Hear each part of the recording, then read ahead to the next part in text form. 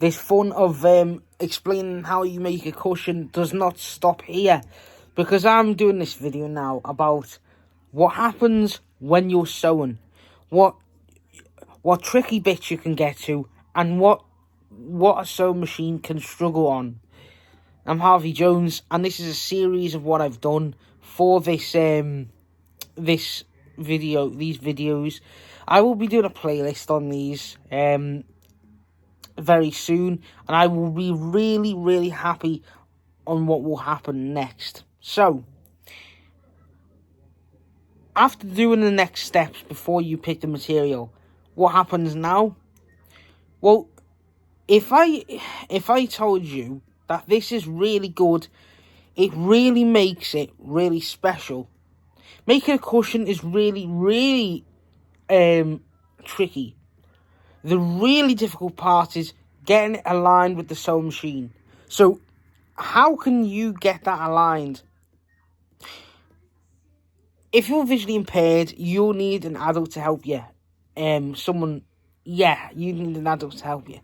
But I can tell you that this is really good. And unfortunately, I really like the idea of making a cushion. You see, I'm in the thing at school. I'm doing this at school, you see. So, how am I doing this? Like, a few times. I've been doing it like 3 times. So, I've made 3 cushions, 2 small ones, and this big one that I've got on my bed. I've shown you that one. Well, this cushion would be really good. And so I've taught you a few things on this tutorial. And I really think it's time to talk about the tricky situations.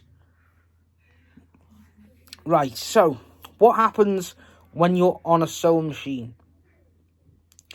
So, as you know, it might just look like you're putting material together. But when you're actually doing the process, you might actually notice that there are some bits that are tricky to do. So, thinking that it's an easy thing, I wouldn't say it is, because you might think, oh, we need to glue that together, just glue it together, just stick there. No, you have to use a sewing machine or hand sewing. You have to do whatever you want to. But using a sewing machine is a bit tricky when it comes to, where it struggles. When I done this cushion, it had loads of bits that struggles.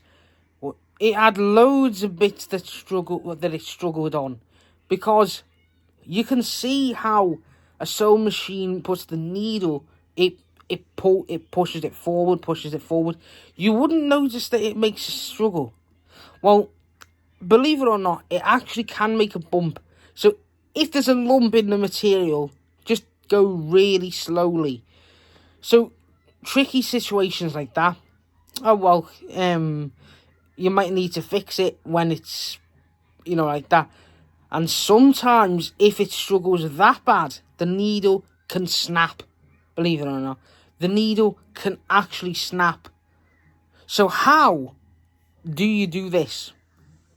Well, a short answer, you need to go really slowly. But if you're thinking, oh, I'm a bit worried about this, you think, this is a bit tricky, this. You need to be okay. You don't need to worry. But you might have to worry. You might think, well, I feel bad. I'm sorry you didn't worry, but you don't really understand what's actually happened.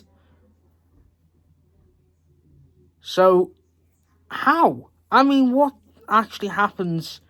Because when that happens, it's special to do sewing projects for your family when you're in school. When you're actually in school, it really does make it feel really good. So, that's really good. Tricky situation number 2, a hole. You're thinking, well, oh, this cushion's got a hole in it. You're thinking, oh, how can a sewing machine do that? Well, it's easy. It can actually thread the hole so it makes it enough to think there's no hole in there, which is a good thing.